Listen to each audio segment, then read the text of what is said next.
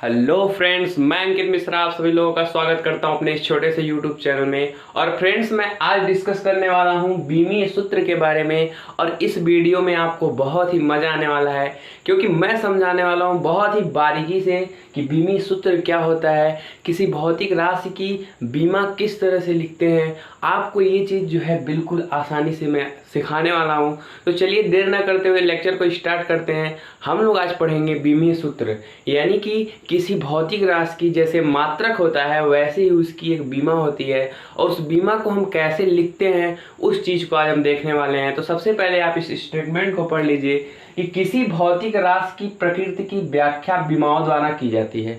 तो किसी भी भौतिक राशि है, अगर उसके प्रकृति की हमको व्याख्या करनी है तो उसको हम बीमा द्वारा करेंगे। और किसी राशि की बीमा जो है गुरु कोष्ठक में लिखी जाती है। गुरु कोष्ठक इसको बोलते हैं, और किस तरह जो है लिखी जाती है वो मैं आपको बताता हूँ। तो सबसे पहले अगर मान लीजिए कोई भौतिक राशि, जैसे मान लीजिए लंबाई थी, तो उसका हम मात्रक मीटर लिखते थे। लेकिन अगर हम लंबाई का बीमा लिखेंगे तो वो जो है उसको हम लिखते हैं कैपिटल एल से। तो सबसे पहली बात कि लंबाई का जो बीमा होता है, लंबाई का बीमा को हम लिखते हैं कैपिटल एल से। दूसरा जो आता है द्रव्यमान, तो जो द्रव्यमान हमारा होता है उसको हम लिखते हैं कैपिटल एम से। और जो हमारा समय होता है उसको हम लिखते हैं कैपिटल टी से। ये चीज़ जो है आपको अपने दिमाग में बैठा लेनी है। इस चीज़ को जो है आपको जो है याद कर लेना है, क्योंकि यही जो है टूल है बीमा लिखने का। हमने क्या बताया कि लंबाई की जो बीमा होगी उसको हम लिखेंगे कैपिटल एल से, द्रव्यमान की जो बीमा होगी वो एम होगी, और जो समय की बीमा होगी वो टी होगी। और अब हम लोग शुरू करते हैं कि कैसे किसी भौतिक राशि का बीमा लिखते हैं। तो सबसे पहले हम शुरू करेंगे क्षेत्रफल का। जैसे मान लीजिए क्षेत्रफल का सूत्र क्या होता है। सबसे पहले हम शुरू करते हैं क्षेत्रफल का। क्षेत्रफल में अगर मैं बोलूँ आपसे कि वर्ग का क्षेत्रफल क्या होता है, तो भुजा का स्क्वायर, यानी कि दो लंबाइयाँ होंगी उसका हम स्क्वायर करेंगे तो हमें वर्ग का क्षेत्रफल मिलेगा। अगर मैं पूछूं आपसे कि आयत का क्षेत्रफल क्या होता है, लंबाई गुणे चौड़ाई, तो लंबाई गुणे चौड़ाई ये क्या हो रहा है, दो लंबाइयों का गुणा हो रहा है, तो उसको हम क्या कहते हैं, क्षेत्रफल कहते हैं। तो क्षेत्रफल में हमेशा क्या होगा, दो लंबाइयों का गुणा होगा, दो लंबाई का गुणा होगा। ये चीज आपको समझ में आ रहा होगी, ये लंबाई है, दो लंबाइयों का गुणा कर रहे हैं। तो आपने अभी देखा कि लंबाई का जो बीमीय सूत्र होता है वो होता है एल। और देखिए फिर बीमीय सूत्र जो है किसका है, लंबाई का, तो यहाँ भी हो जाएगा एल। अब देखिए इसकी घात एक है और इसकी घात एक है। आपने पढ़ा होगा कि अगर बेस सेम हो और घात जो है अलग अलग हो तो हम क्या करते हैं, घात को जो है जोड़ लेते हैं। तो इसका जो आंसर आता है ए क्वेश्चन में 2 + 1 = ए पे 3 आता है, यानी कि घात को हम जोड़ लेते हैं अगर बेस सेम होता है। तो यहाँ पे देखिए बेस सेम है तो घात को हम जोड़ेंगे तो क्या आ जाएगा, एल स्क्वायर आ जाएगा। और अगर हम इसको गुरु कोष्ठक में लिख दें, गुरु कोष्ठक में किस तरह से, एल स्क्वायर, और हमको तीनों के टर्म में लिखना है तो यहाँ पे हम लिख सकते हैं m0 एल स्क्वायर t0।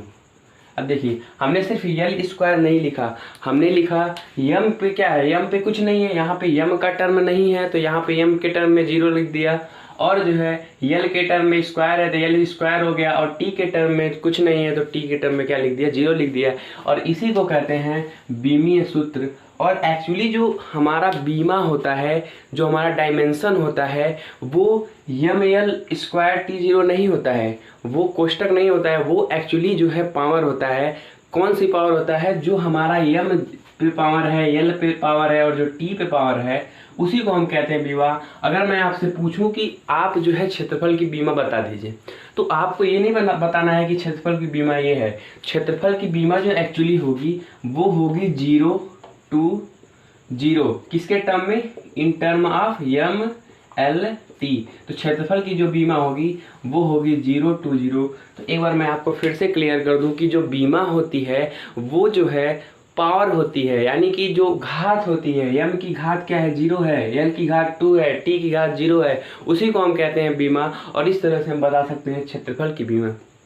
अब हम बात करते हैं जो हमारा दूसरा है आयतन की बीमा। तो आयतन की बीमा हम कैसे निकालते हैं, आयतन मतलब क्या होता है, लंबाई गुणे चौड़ाई गुणे ऊंचाई होता है, यानी कि हम यहाँ पे 3 लंबाइयों का गुणा कर रहे हैं, यानी कि क्या हो जाएगा, लंबाई का क्या होगा, क्यूब होगा। तो लंबाई को हम किससे डिनोट करते हैं? एल से। तो यहाँ पे क्या हो जाएगा? एल, और इसका क्या हो जाएगा? क्यूब। तो यहाँ पे क्या हो गया? यल क्यूब, यानी कि कोष्टक में कैसे लिखेंगे हम इसको? यल तो हमारा है लेकिन यम नहीं है, तो यम 0 हो जाएगा, और यल पे क्या हो जाएगा? क्यूब हो जाएगा, और टी पे क्या हो जाएगा? 0 हो जाएगा। जो हमारा इसका बीमा होगा वो हो जाएगा 0 3 0 in term of M L T. तो ये जो है इसकी बीमा हो गई, और इसको हम लिखते इस तरह से हैं। तो पेपर में हमें इस तरह से पूछा जाता है तो हम इस तरह से जो है इसकी बीमा लिख सकते हैं। ये चीज़ जो है आपको समझ में आया होगा। अभी देखिए बहुत सारे जो है फार्मूले हैं, और हर एक फार्मूले का बीमा होता है। अगर कोई भौतिक राशि है, अगर उसके पास मात्रक है तो उसकी बीमा जो है निश्चित है। तो ऐसे में हमने क्षेत्रफल का देखा, आयतन का देखा। अब हम और देखते हैं जो हमारा, मान लीजिए अगर मैं पूछूं आपसे वेग की बीमा क्या होती है। वेग का जो सूत्र होता है वो होता है विस्थापन बटे समय। विस्थापन बटे समय। और विस्थापन को हम किस में नापते हैं? बताइए। विस्थापन को हम हमेशा किस में मापेंगे? लंबाई में मापेंगे। और जो समय है हमारा वो, उसको हम किससे डिनोट करेंगे? उसकी बीमा टी होती है। तो विस्थापन की बीमा क्या हो जाएगी? लंबाई यानी कि यल, और समय की बीमा जो हो जाएगी वो हो जाएगी टी।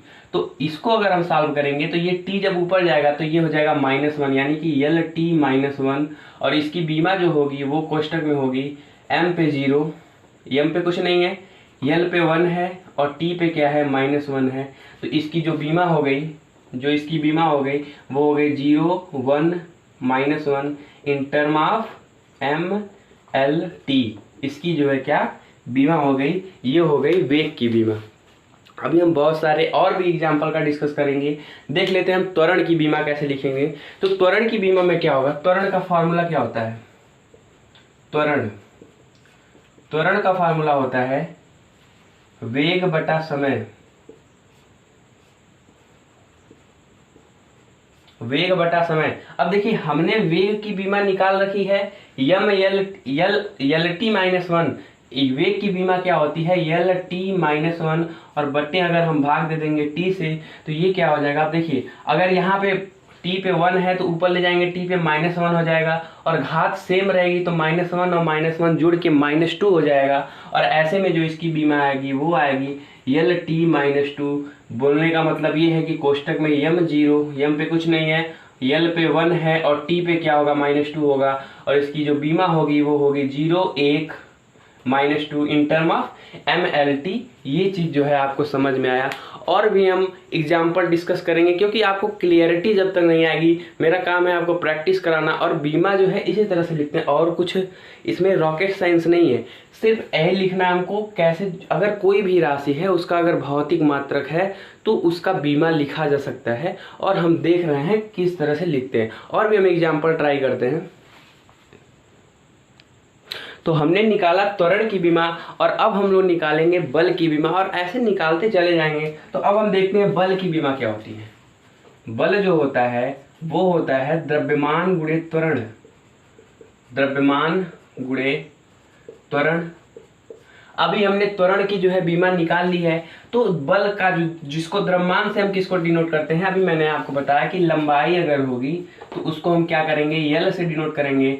द्रव्यमान होगा तो उसको यम से, और जो हमारा समय होगा उसको हम डिनोट करेंगे टी से। ये चीज़ आपको बिल्कुल ही याद ही कर लेना है, क्योंकि इसी से हम लिखने वाले हैं। तो द्रव्यमान होगा, इसको हम यम से डिनोट करने वाले हैं, इनटू त्वरण का अभी हमने बताया आपको कि त्वरण का जो होता है यल टी -2 होता है। तो ये जो है इसका जो डायमेंशन हो जाएगा, इसकी जो बीमा हो जाएगी वो हो जाएगी यम पे 1 एल टी पे -2। ठीक है, तो इसका जो बीमा होगा 1 होगा 1 -2 in term of M L T. इसकी जो बीमा होगी वो 1 1 -2 होगी। मैं आपको फिर से क्लियर कर दूं, ये नहीं कोई बताता, सब लोग यही बताते बीमा हम जो है गुरु कोष्टक में जो लिखा रहता है वो होता है, लेकिन एक्चुअली जो बीमा होती है वो पावर होती है। तो पावर जो है 1 1 -2 in term of M L T, ये जो है इसकी बीमा हुई। अब देखिए हमने त्वरण का निकाला, त्वरण से बल का निकाला। अब ये जो बल वाला है ये बहुत ही इंपॉर्टेंट है, और इस चीज को आपको याद कर लेना चाहिए कि बल का जो बीमी सूत्र होता है वो होता है यम एल टी -2, क्योंकि इस बल का यूज बहुत सारे फार्मूले में होता है, और बल का यूज से ही हम जो है बहुत सारी बीमाएं निकाल भी सकते हैं। तो इसको हम याद कर लें तो ही अच्छा है। जो हमारा बल का होता है MLT-2, इसको हम याद कर लें तो ही अच्छा है। और अब हम लोग आगे देखते हैं। अब देखिए प्रेशर का फार्मूला क्या होता है। प्रेशर यानी कि दबाव जो होता है उसका जो फार्मूला होता है वो होता है बल बटा जो है क्षेत्रफल। क्या होता है? क्षेत्रफल, यानी कि F/A। अब देखिए अगर आपको बल का जो है डायमेंशन पता है तो बल का डायमेंशन क्या होता है MLT-2 बटा वर्ग का क्या होता है। अभी हमने क्षेत्रफल का देखा कि क्षेत्रफल का होता है L², यानी कि यहाँ पे दो लंबाइयों का गुणा हो रहा है तो जो है क्षेत्रफल का क्या हो जाएगा L² हो जाएगा। और इस स्क्वायर को जब हम ऊपर ले जाएंगे तो ये -2 हो जाएगा और -2 + 1 जो है बन जाएगा 1। तो यहाँ पे क्या हो जाएगा, ये हो जाएगा M, L पे 1 बचेगा और यहाँ पे बचेगा T-2। तो क्या हो गया MLT-2। देखिए ये जब L² ऊपर जाएगा तो -2 होगा और -2 + 1 तो -1 होगा। यहाँ पे क्या होगा ML-1 हो जाएगा और ये जो है इसका हो जाएगा डायमेंशन। और अगर अच्छे से लिखे तो 1 - 1 और -2 इन टर्म ऑफ जो है होता है MLT। ये हो गया हमारा जो है प्रेशर यानी कि दबाव का जो है बीमा हो गया। अब सर बोलेंगे सर आप जो है फार्मूले पे फार्मूले बताए जा रहे हो, अभी इतना जल्दी हम कैसे जो है इतने फार्मूलों को याद कर सकते हैं। तो देखिए मैं आपको बता दूं ये जो भी फार्मूले हैं आगे आने वाले सिलेबस में आपको पढ़ना है, लेकिन मैं आपको एक बस कॉन्सेप्ट बता रहा हूँ कि कोई भी अगर फार्मूला आपको पता है, अगर बाई द वे मान लीजिए सबको तो याद नहीं होगा ये फार्मूले, लेकिन अगर आपको याद है तो उसकी बीमा हम आसानी से लिख सकते हैं। कैसे?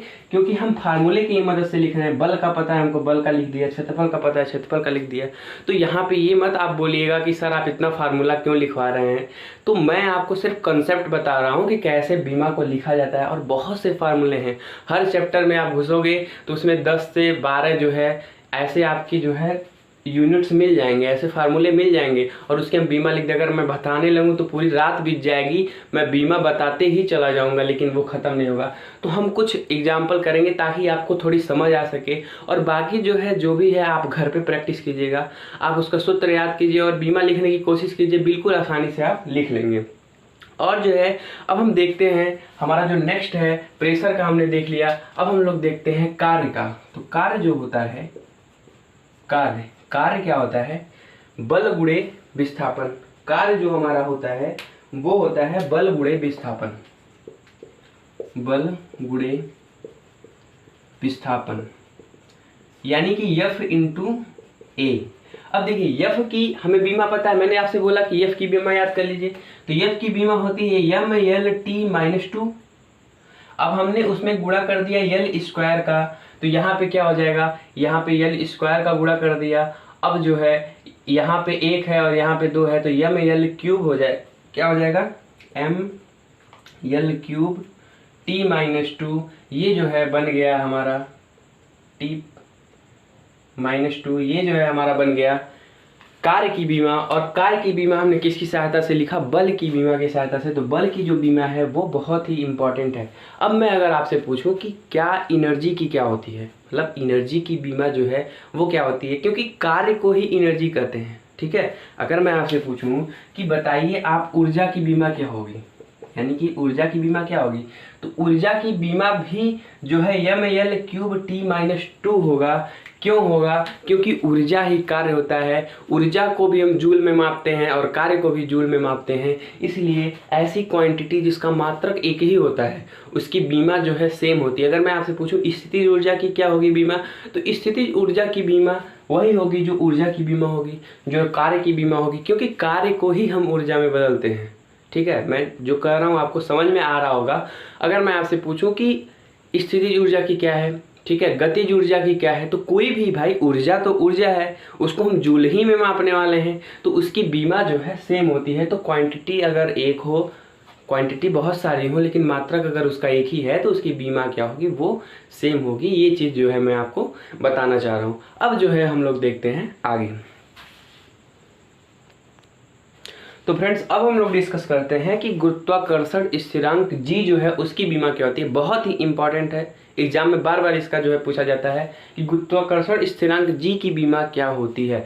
तो आपने एक सूत्र पढ़ा है कि गुरुत्वाकर्षण बल में आपने पढ़ा है कि F बराबर जो होता है, यानी कि जो गुरुत्वाकर्षण बल होता है वो होता है g m1 m2 बटे r स्क्वायर। और ये जो r होती है ये क्या होती है, हमारी दूरी होती है, और m क्या है, ये जो है द्रव्यमान है, और g क्या है, ये गुरुत्वाकर्षण स्थिरांक है, और f जो है हमारा ये गुरुत्वीय बल है, यानी कि गुरुत्वाकर्षण बल है। अब यहाँ से हम निकालेंगे पहले g का मान। तो g के टर्म में हम इसको लिख लेते हैं। तो अगर g के टर्म में लिखेंगे तो ये r स्क्वायर इधर आके मल्टीप्लाई में हो जाएगा, यानी कि f इंटू आर स्क्वायर, और m1 m2 जो है ये नीचे आ जाएगा।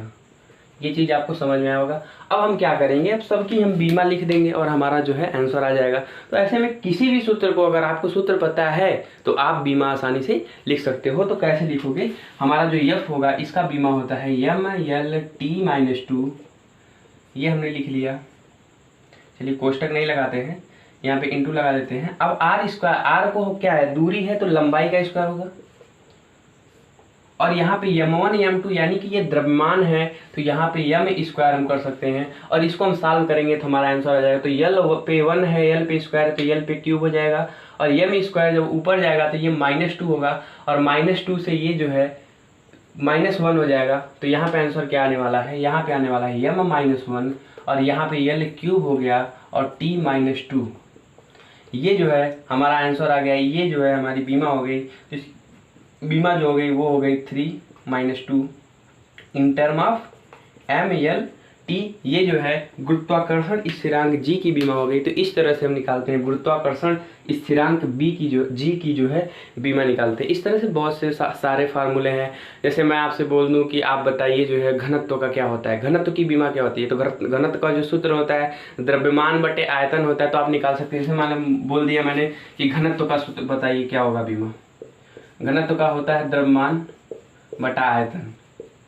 अभी आपने निकाला द्रव्यमान का, तो आप जानते ही हैं कि m होता है। आयतन का भी आपने निकाला कि l क्यूब होता है, यानी कि आयतन में लंबाई गुणे चौड़ाई गुणे ऊंचाई, यानी कि 3 लंबाई होगा गुणा हो रहा है। तो इसका जो है आंसर क्या हो जाएगा, ML-3। ये जो है इसकी बीमा हो जाएगी। ठीक है, यहाँ पे t नहीं है तो यहाँ t के टर्म में हम 0 लिख देंगे। इसकी बीमा हो जाएगी 1-3, 0 इन टर्म ऑफ MLT। ये चीज़ जो है आपको समझ में आया।